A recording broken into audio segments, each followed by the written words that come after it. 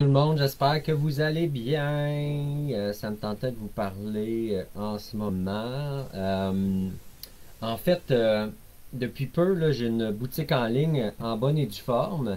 Et puis, c'était pas prévu à l'avance, mais j'ai eu une espèce d'appel du cœur. Ça arrive souvent dans ma vie, là, que c'est pas prévu puis que je me lance comme ça.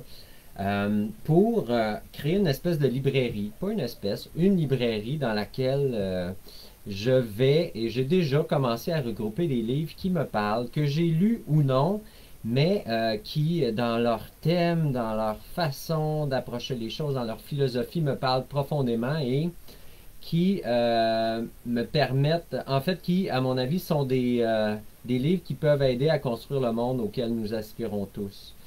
Euh, il y a plusieurs livres déjà qui sont dans ma librairie. Vous en avez peut-être, je pense qu'il y en a quelque chose comme une quinzaine, là, quelque chose comme ça. Vous avez des livres possiblement que vous connaissez déjà, comme L'artisan fermier de mon ami Dominique Lamontagne, qui vient enseigner comment faire de l'élevage de poulets pour la chair, de poules pondeuses, de chèvres laitières, ce genre de choses-là. Vous avez évidemment Jean-Martin Fortier avec son livre Le jardinier maraîcher, qui est un best-seller et de loin, qui a été réédité. Là, fait que j'ai la dernière édition. Si jamais ça vous intéresse, j'ai beaucoup de livres en fait des éditions Éco-Société que j'aime beaucoup.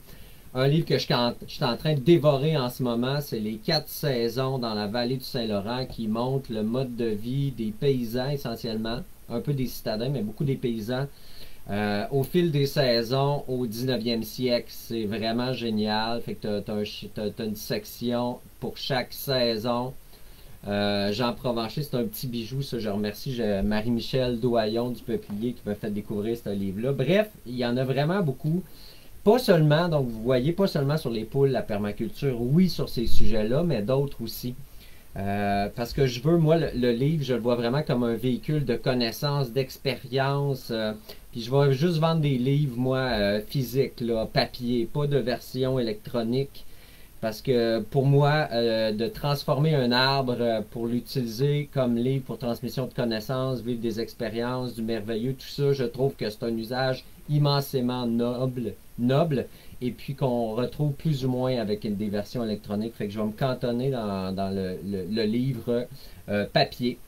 Et puis, ce que je vais commencer à faire aussi, c'est aller chercher des livres qu'on a de la difficulté à trouver au Québec ou qui sont à un prix exorbitant. Par exemple, c'est pas encore sur ma librairie, mais cette espèce de Bible-là, des auteurs, en fait, les propriétaires fondateurs de la ferme du Bec et Loin en France, qui est très populaire, très connue en termes euh, de homestead, d'une fermette qui a été conçue, aménagée selon les notions de permaculture.